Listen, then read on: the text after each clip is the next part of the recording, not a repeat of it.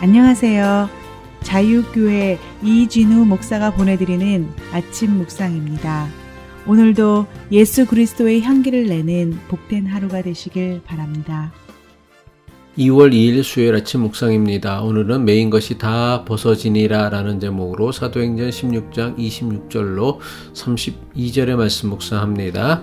이에 갑자기 큰 지진이 나서 옥토가 움직이고 문이 곧 다 열림에 모든 사람의 메인 것이 다 벗어진지라. 간수가 자다가 깨어 옥문들이 열린 것을 보고 제수들이 도망한 줄 생각하고 칼을 빼어 자결하려 하거늘 바울이 크게 소리질러 이르되 내 몸을 상하지 말라. 우리가 다 여기 있노라 하니 간수가 등불을 달라고 하며 뛰어들어가 무서워 떨며 바울과 실라 앞에 엎드리고 그들을 데리고 나가 이르되 선생들이여 내가 어떻게 하여야 구원을 받으리까 하거늘 이르되 주 예수를 믿으라. 그리하면 너와 내 집이 구원을 받으리라 하고 주의 말씀을 그 사람과 그 집에 있는 모든 사람에게 전하더라.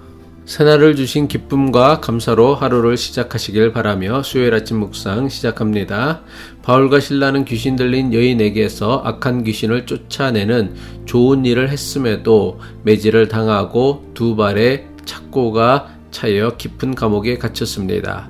모두가 잠든 한밤중에 바울과 실라는 감옥에 갇힌 제수들이 다 듣도록 큰 소리로 기도하고 하나님께 찬송했습니다.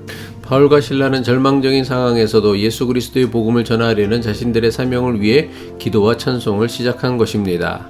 바울과 실라의 기도와 찬송이 끝나자 갑자기 큰 지진 같은 것이 있더니 감옥의 문이 열리고 바울과 실라의 발을 채웠던 형틀이 벗어지는 신비한 사건이 일어났습니다. 사도행전 16장 26절이죠. 이에 갑자기 큰 지진이 나서 옥토가 움직이고 문이 곧 다 열림에 모든 사람의 메인 것이 다 벗어진지라. 여기서 말하는 큰 지진은 우리가 생각하는 일반적인 지진이 아니었습니다.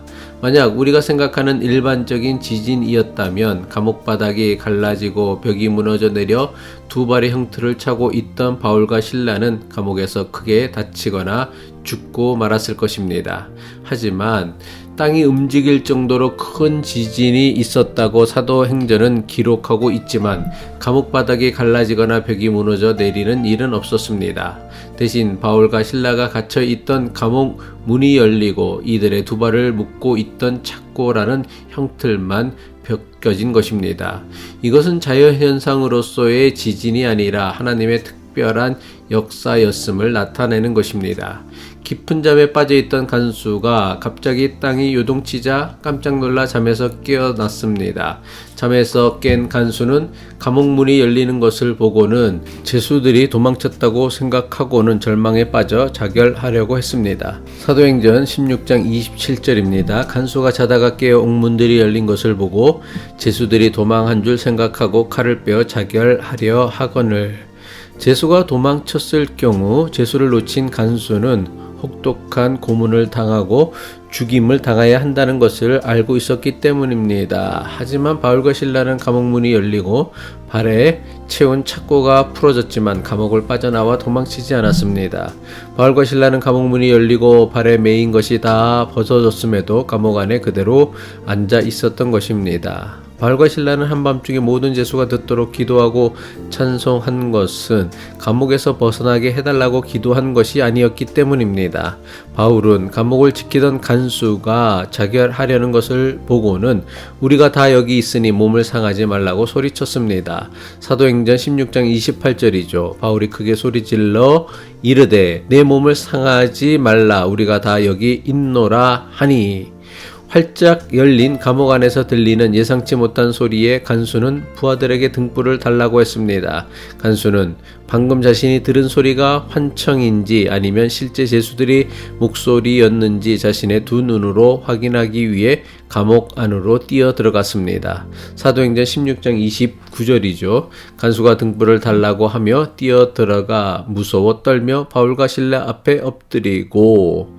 간수가 등불을 들고 감옥 안으로 뛰어 들어갔다는 사도행전의 기록에서 간수가 얼마나 절박한 심정으로 감옥 안으로 들어갔는지를 알 수 있습니다. 문이 활짝 열려 있는 감옥 안에는 바울과 실라가 착고가 풀려 있는 채 그대로 앉아 있었습니다. 간수는 바울과 실라를 자기 눈으로 직접 목격했음에도 자신이 본 사실이 믿기지 않았습니다.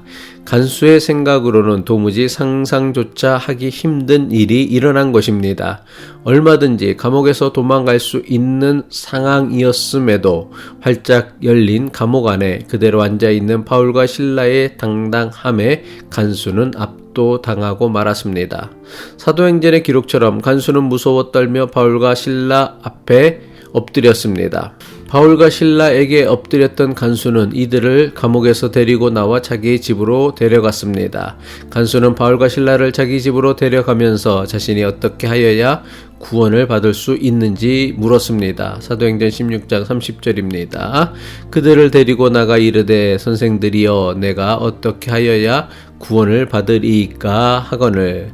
간수의 절박한 질문에 바울과 실라는 주 예수를 믿으라 그리하면 너와 내 집이 구원을 받을 것이라고 대답하였습니다. 사도행전 16장 31절이죠. 이르되 주 예수를 믿으라 그리하면 너와 내 집이 구원을 받으리라 하고, 간수는 그날 밤 바울과 실라가 전한 복음을 믿고 자신뿐만 아니라 그의 온 가족이 세례를 받았습니다. 바울과 실라가 선한 일을 하고도 모함을 받아 깊은 감옥에 갇혔을 때는 도대체 왜 이런 일이 일어나야 하는지 알 수 없었습니다. 바울은 귀신 들린 여인을 불쌍히 여겨 예수 그리스도의 이름으로 여인을 속박하고 있는 더러운 귀신을 쫓아내었습니다.